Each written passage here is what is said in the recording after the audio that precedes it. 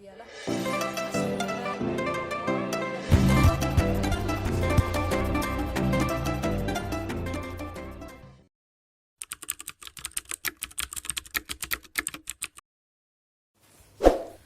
Bismillahirrahmanirrahim. Assalamualaikum warahmatullahi wabarakatuh.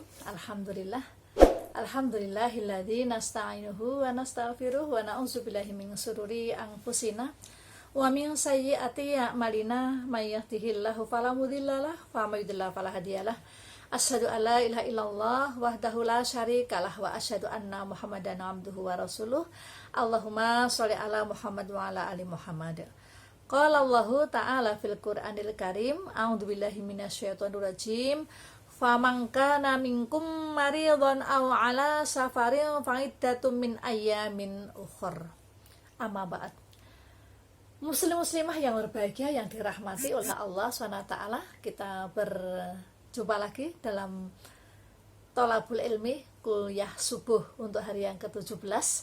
Semoga kita tetap menjadi hamba Allah yang istiqomah dan puasa kita diterima oleh Allah SWT. Amin ya rabbal alamin.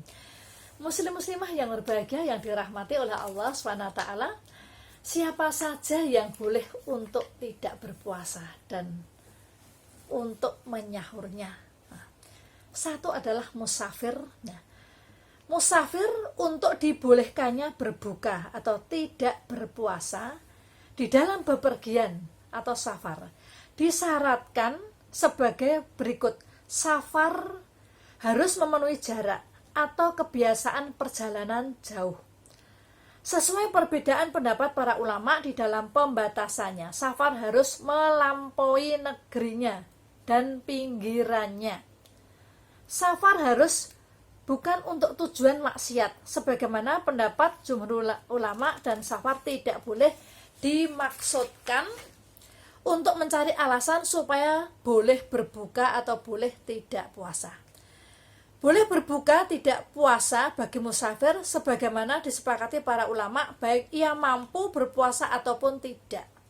Apakah sulit baginya berpuasa ataupun tidak, sampai sekalipun bepergiannya itu selalu ada di bawah naungan ruangan AC ya, misalnya, dan banyak air serta disertai oleh seorang pembantu, tetap diperbolehkan tidak berpuasa dan mengqashar sholat.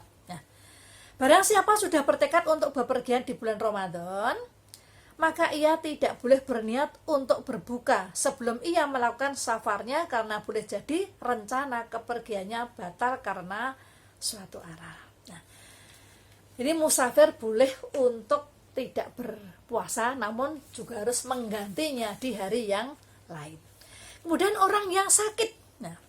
Setiap penyakit yang mengeluarkan seseorang dari kondisi sehat, maka orang itu boleh berbuka.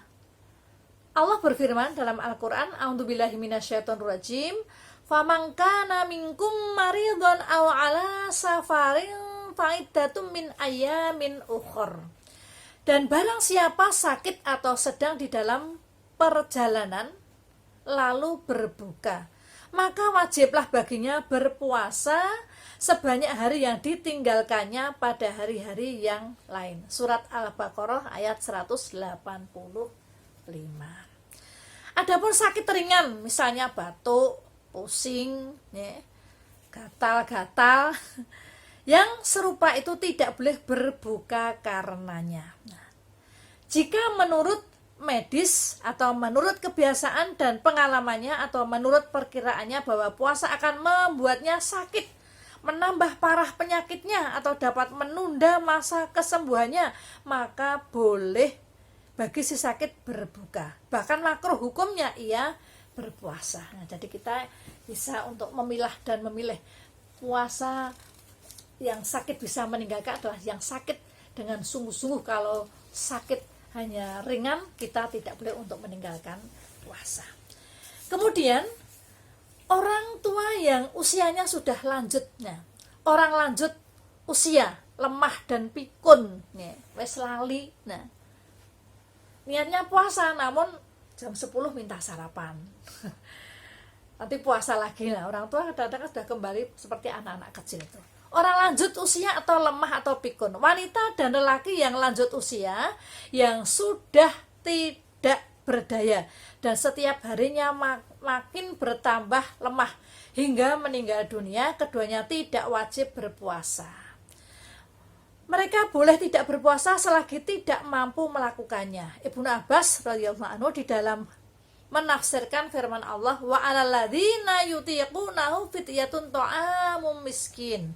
Dan wajib bagi orang-orang yang berat menjalankannya jika mereka tidak berpuasa membayar fidyah yang mereka makan seorang miskin. Mengatakan ayat ini tidak mansuh, tidak dihapus hukumnya. Orang yang dimaksud adalah laki dan perempuan yang lanjut usia yang tidak mampu berpuasa, maka keduanya harus memberi makan orang miskin setiap harinya. Nah, semoga bermanfaat, kita semuanya bisa berpuasa dengan sebaik-baiknya dan bisa mendapatkan pahala ridho Allah SWT. Amin ya rabbal alamin. Rabbana atina fid dunya hasanah wa fil akhirati hasanah wa qina adzabannar. Walhamdulillahirabbil alamin. Terima kasih dan mohon maaf. Assalamualaikum warahmatullahi wabarakatuh.